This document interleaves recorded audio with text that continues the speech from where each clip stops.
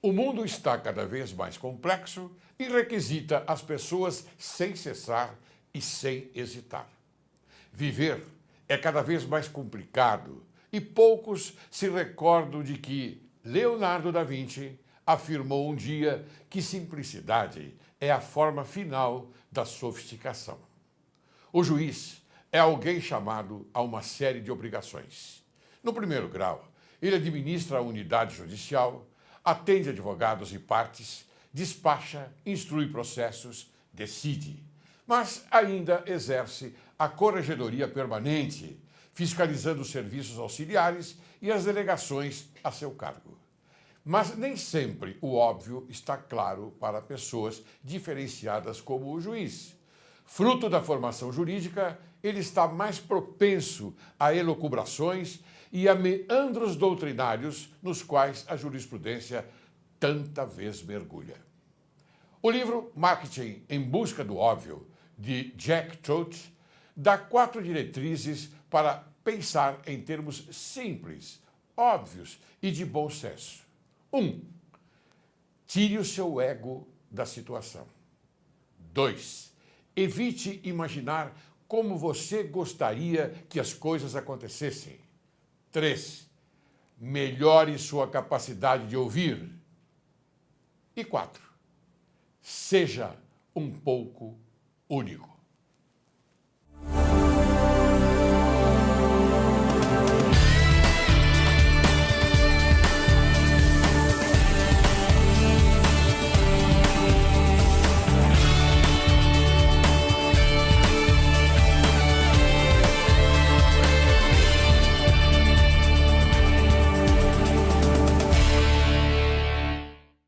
Outrora, o Tribunal de Justiça era composto por 132 desembargadores. Dentre eles, o orador oficial, desembargador Opner Dutra, que certa vez, ao homenagear uma autoridade, se expressou da seguinte forma: hoje, o Egrégio Tribunal de Justiça do Estado de São Paulo está em festa, engalanado, diante da excelsitude do homenageado.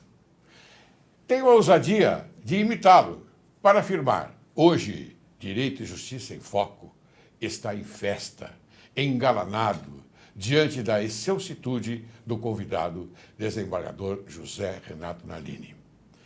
Quem é o desembargador José Renato Nalini? Ora, doutor em Direito Constitucional pela Universidade de São Paulo, desembargador do Tribunal de Justiça do Estado de São Paulo, atualmente ocupando o cargo de presidente, membro da Academia Paulista de Letras, que já foi presidente também, autor de excelentes obras, dentre elas Ética da Magistratura, A Rebelião da Toga, Ética Ambiental e esse maravilhoso livro Ética para um Judiciário Transformador. Como vai, doutor Nalini? Tudo bem, Laércio. É uma alegria voltar aqui no seu programa e rever meu grande amigo, viu? A alegria é minha, Nalini. Eu fiz essa homenagem a você, porque eu me lembro quando eu frequentava, menino entre aspas, né? Frequentava o Tribunal de Justiça e assistir aquelas homenagens que aqueles nossos colegas do passado se postavam diante de uma realidade. E então, hoje eu fiz a homenagem para você. Não mereço, mas eu fico muito feliz. Não, e sabe merece, que as sim. homenagens continuam, né, Laércio? Nós temos lá toda semana posses, despedidas, e o Conselho Superior da Magistratura faz questão de manter a memória viva do tribunal, homenageando aqueles que já passaram, saudando com muito carinho aqueles que vão saindo, para mostrar que a história do tribunal não começou conosco, né? É uma história contínua. Tem o passado, tem o presente e tem o futuro. E você homenageia todo esse pessoal. Eu me lembro muito bem, quando nós estávamos no Tribunal de Alçada Criminal, você fez uma homenagem ao Egrégio Tribunal de Alçada Criminal do Estado de São Paulo, hoje, lamentavelmente, extinto. Saudoso, extinto. Saudoso, exatamente. Bem, presidente, vamos lá.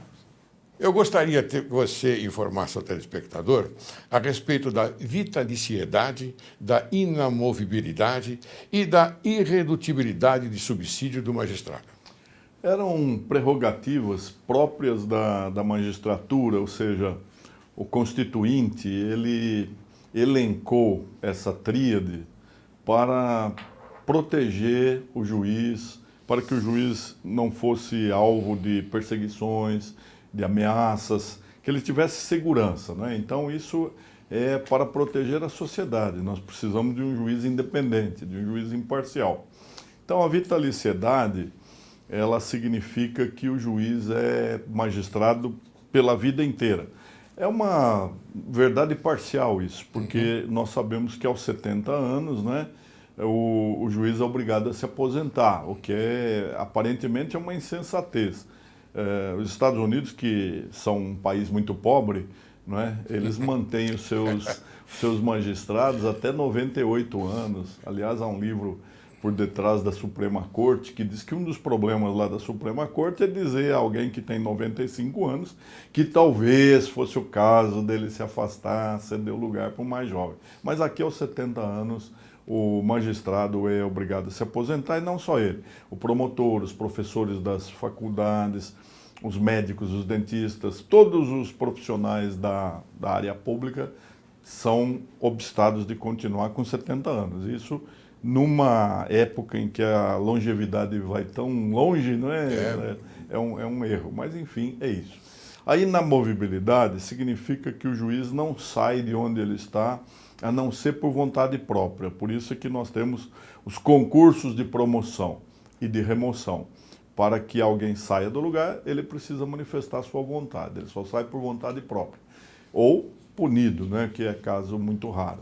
E a irredutibilidade de subsídio ou de vencimentos é alguma coisa que hoje pertence a toda a administração pública, não é? E que também é uma falácia, Laércio, porque nós sabemos que a inflação caminha e o reajuste da magistratura sempre fica a depender da boa vontade do executivo, não é?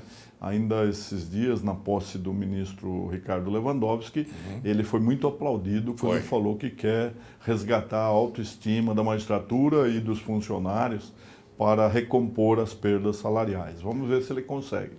Porque vamos chamar de, entre aspas, né? Eu chamo olerite. Nosso olerite é muito fraco, Nalini. É fraco pelo seguinte fato. Nós temos aqui, em quanto tempo que não há um aumento? Sim. Bastante, não é? E não há nem correção daquilo que se ganha. Não. Porque não pode ultrapassar o teto.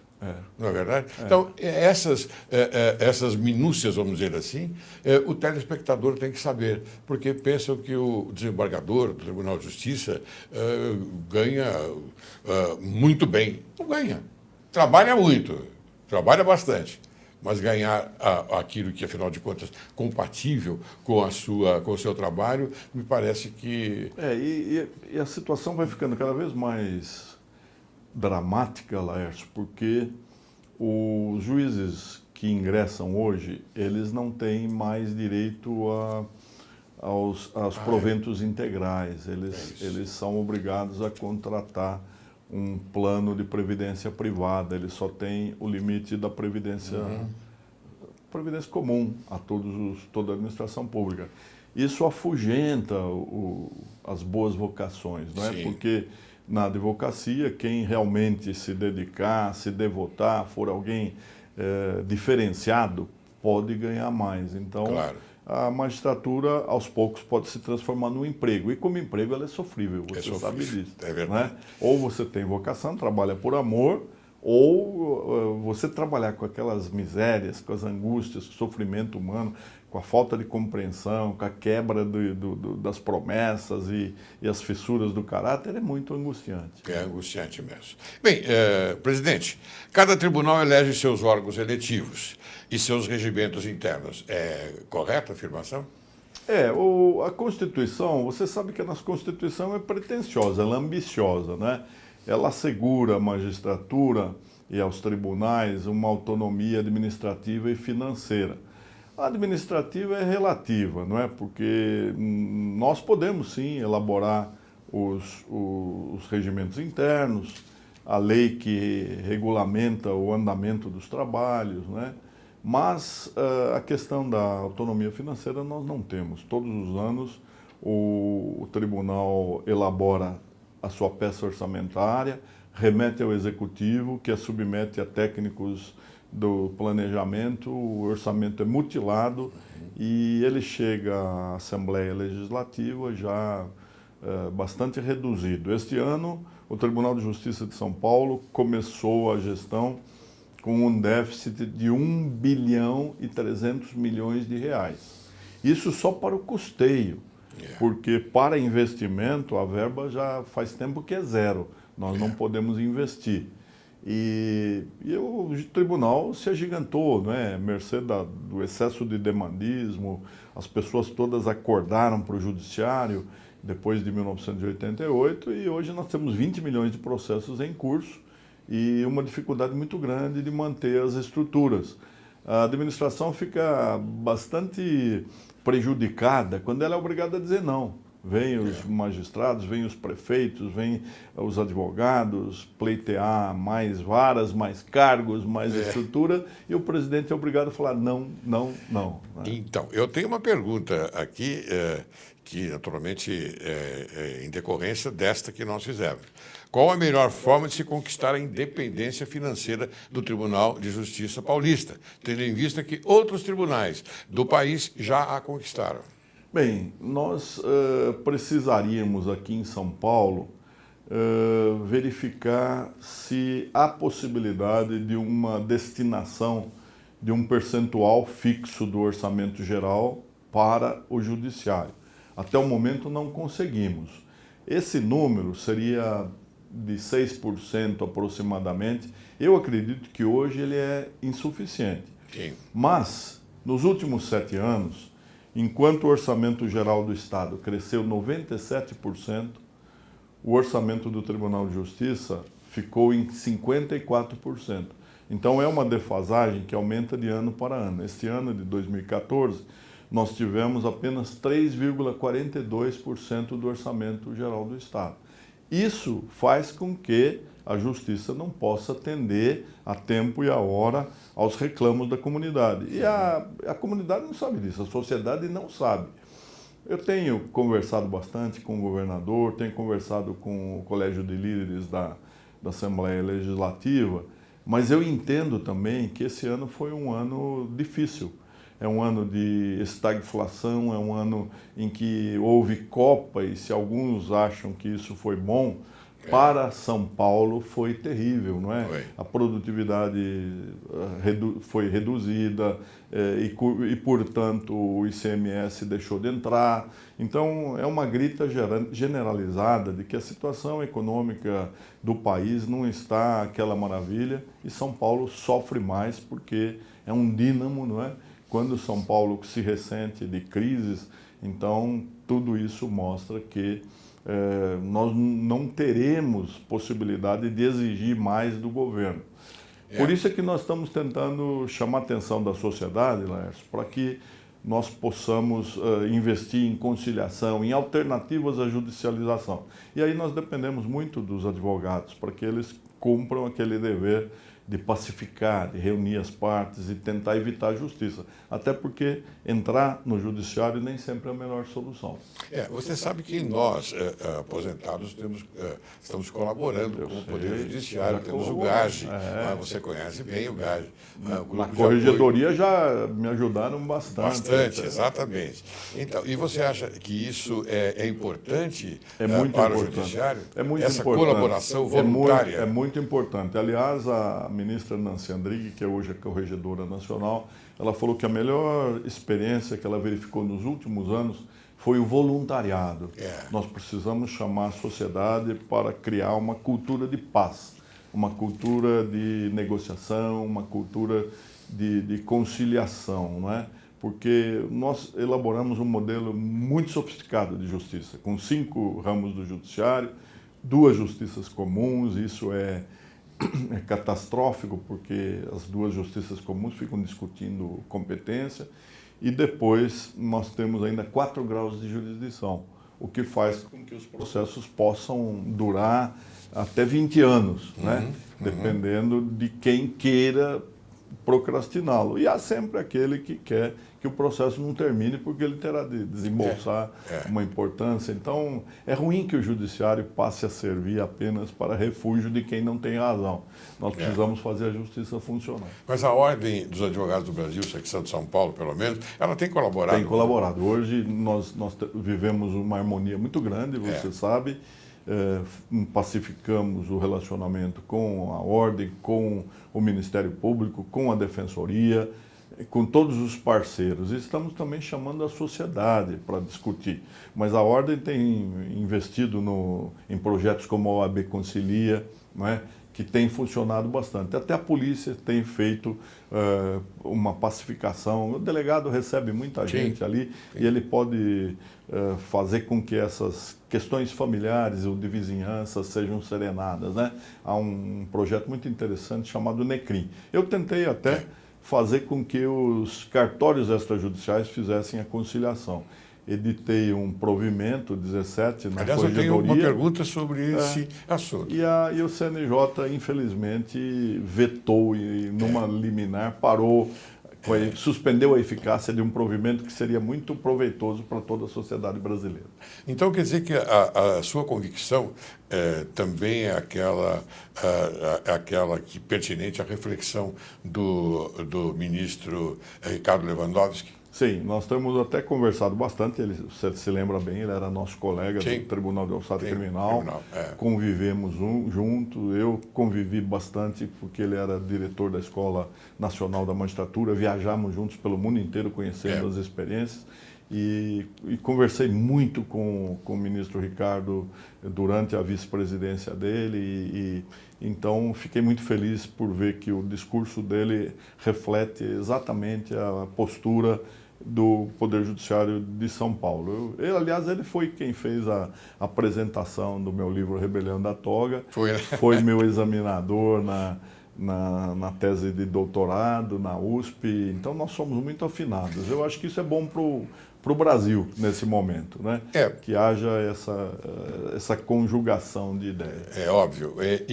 Claro, e a conciliação, a mediação, são dois pontos importantes dentro do judiciário, para buscar uma harmonia e também diminuir esta, entre aspas, morosidade que falam. Sim, tanto. porque há muitas questões que não precisariam chegar à justiça, são questões singelas, né? O advogado no Brasil, ele precisa ser formado de uma maneira não adversarial, não precisa tudo ingressar em juízo, ele precisa sim ser um conselheiro, estar ali, ele é essencial à administração da justiça, mas administrar a justiça não significa necessariamente ingressar em juízo. E nós precisamos também copiar as coisas boas de outros regimes, de outros países. Os Estados Unidos e a Inglaterra têm mais de 40 fórmulas de pacificação. São as soluções alternativas ao judiciário, não é? Nós só falamos de 3, conciliação, mediação e arbitragem. Mas há mais de 40. E isso eu acho que nós copiamos tantas coisas que não são as ideais, por que não copiamos as coisas boas, né? Hoje em dia, eu vejo aqui no programa, eu entrevisto advogados também, presidente, e de repente a gente toma conhecimento de como se banaliza a postura das partes. Por exemplo, brigas de namorado, presidente. Não brigas de namorados, de repente, estão às portas do judiciário. Isso é lamentável. Bem, vamos seguir adiante. O que significa magistrados de carreira e magistrados pelo Quinto Constitucional? O Quinto Constitucional é uma instituição que existe no Brasil há muitos anos, há mais de 50 anos, e é uma forma de oxigenação, de renovação da magistratura mediante recrutamento de advogados e membros do Ministério Público que, não tendo ingressado na carreira de magistrado, passam a atuar nos tribunais para trazer um pouco de inovação, um pouco daquilo que seria o que os empresários chamam de pé no chão da fábrica, né? Conhecer a realidade, porque talvez a magistratura, o juiz recrutado muito jovem, permanecendo toda a vida só julgando, ele pode vir a perder contato com a vida real. E aí o quinto constitucional, né, seria uma forma de arejamento, de oxigenação dos tribunais. É uma questão polêmica, que você sabe que não são Sim. todos os que aceitam, mas hoje Embora seja constitucional. Justiça, sim, está no artigo 94 da 94. Constituição. No Tribunal de Justiça de São Paulo, nós temos 72 magistrados do quinto. Né? São 36 oriundos da ordem, da advocacia, da classe da advocacia, e 36 oriundos do Ministério Público. E são magistrados prestantes, eruditos e trabalhadores. Não há distinção no tribunal entre quinto e não quinto. Eu tenho certeza absoluta que não há distinção, sim. Eu queria abordar agora um tema a respeito do Conselho Nacional de Justiça, que é composto por 15 membros, que é um tribunal cuja atribuição compreende somente julgamentos de procedimentos administrativos, sendo intermediário entre o Supremo Tribunal Federal e o Superior Tribunal de Justiça. O que o presidente pode falar a respeito disso? O CNJ é uma iniciativa, é uma novidade da Emenda Constitucional 45, né, de 2004. E ele é um órgão muito novo, por isso ele vai completar 10 anos. Aliás, o Tribunal de Justiça de São Paulo se ofereceu para fazer um encontro para avaliar a atuação do CNJ. E a depender da composição, ele ora é mais um órgão de planejamento, ora é mais um órgão correcional, de fiscalização. E o ministro Lewandowski quer fazer com que o CNJ seja um órgão de planejamento. Isso é muito útil para tentar unificar um judiciário que, de 5 ramos, 3 justiças especiais, 2 justiças comuns, tem 100 tribunais, cada um vivendo a sua autonomia, embora, na teoria, o judiciário seja uno. É bom que haja o CNJ. Sim. Bem, presidente, eu tenho uma pergunta que eu gostaria de fazer. Aliás, não é pergunta. Eu quero que você, por gentileza, presidente, conte para nós, e a sociedade quer saber também, como tem sido sua gestão na presidência do Egrégio Tribunal de Justiça do Estado de São Paulo até o presente momento. Mas eu peço a gentileza de você se manifestar após o intervalo. Vou chamar um pequeno intervalo e logo após, essa é a pergunta que eu deixo no ar. Tá bom? Você aguarde que logo, logo retornaremos. Tá?